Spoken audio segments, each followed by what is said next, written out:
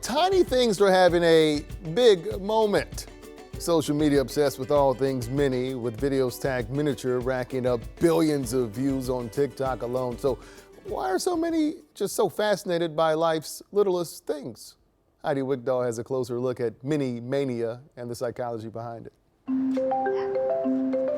Toy stores can take us into different worlds where the big becomes small. That's so cute. And the little tiny hooks. Ramona Boris loves all things tiny. They're just really cute and fun to play with. It's the 8-year-old's first time at Fair Play in St. Paul. And I really like this tiny purse. I know. What would you have them put in it? Maybe like a tiny wallet. Or maybe a tiny fortune teller. It's been so cute to watch kids interact with the tiny magic 8-ball. Will this be the best news story ever? Maybe. Mini Mania stretches from St. Paul to St. Joseph.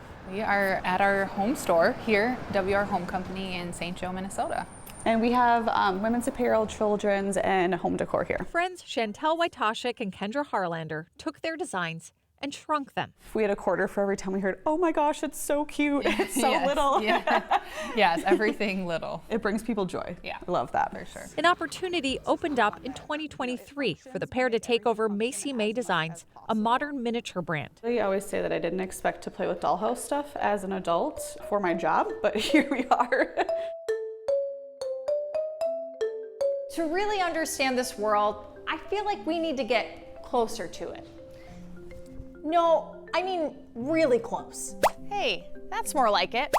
So why do we like tiny things?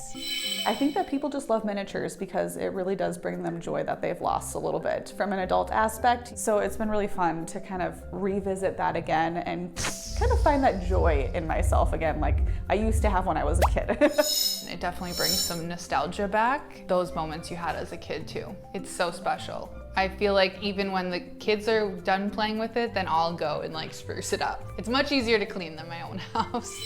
We almost can't handle it. It's so cute, right? Emily Benson, owner of Beginnings and Beyond Counseling in Edina, says our attraction to the itty-bitty is biological. The characteristics of small things, animals or babies, release that oxytocin and dopamine in the brain, particularly for women in a maternal instinct way. We want to protect them. They seem vulnerable.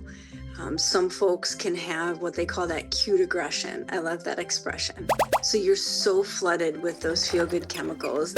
Some people even like kind of bite down, or they'll want to stop it because it's an oversaturation of those chemicals in the body and in the brain. This is a tiny me. Barry Kudrowitz is the department head of design innovation at the University of Minnesota's College of Design. He says when it comes to tiny things, it's not just about care, but control. It could be like a dollhouse where you have mastery of this domain and you can move things around. And then I think the third area is just this, we are in awe of like fine detail or fine craftsmanship. And so when things are really small, like a ship in a bottle or model train sets or something, and you've taken this thing that's big and we've like have fine detail and we've made a little replica of it. The little handles on the toaster go up. We view that as inspiring or like fine craftsmanship. You can just get down to so many little details. At Macy May, it can take them up to half a year just to design a fridge. Like a hinge on a fridge is not as simple as a real life hinge on a fridge when you're trying to take it down to a tiny little size. So I love anything that makes you like stop and like think about it or slow down or whatever. And tiny stuff does that. Get on it, come on. Fair Play shop manager Allie Rhodes and co-owner Corinne Gill say they both see almost more adults than kids come in to delight in the details. The more chaotic your environment, the more you want to kind of scale down and get smaller. With technology too, like so much of our life and how we interact with the world is kind of intangible.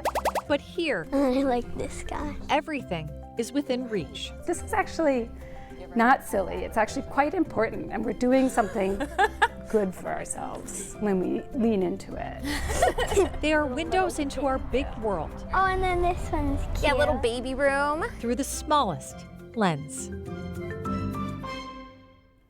Fair Play told me trinket culture has also become huge, partly because of social media, but Allie says also because people might not have as much spending money right now between bills, groceries, and other necessities. So it's a way to buy something small that can bring some joy with it. And that led to my question. You know, it's small, so does that mean the prices are also small? Well, some of the things, so at Fair Play, they have a lot of very reasonable things. So you can get, tiny crayons for like $3, $4, and a lot of those tiny things you saw in the story are actually mine. My kids are hooked on these things. Yes, I have it in you the talked back. about the mini brands. Yeah, I have mini brands. They're little tiny things, and my daughter loves it. Whether it's with her dolls, or she has little sets in her room. A lot of detail to the toys, I noticed as well. They've become huge, and I also want to give a shout out to Tyler Teal, the photojournalist, on that because he just did a phenomenal job on it. So, Life-size Heidi, good to see you Thank you. in real size.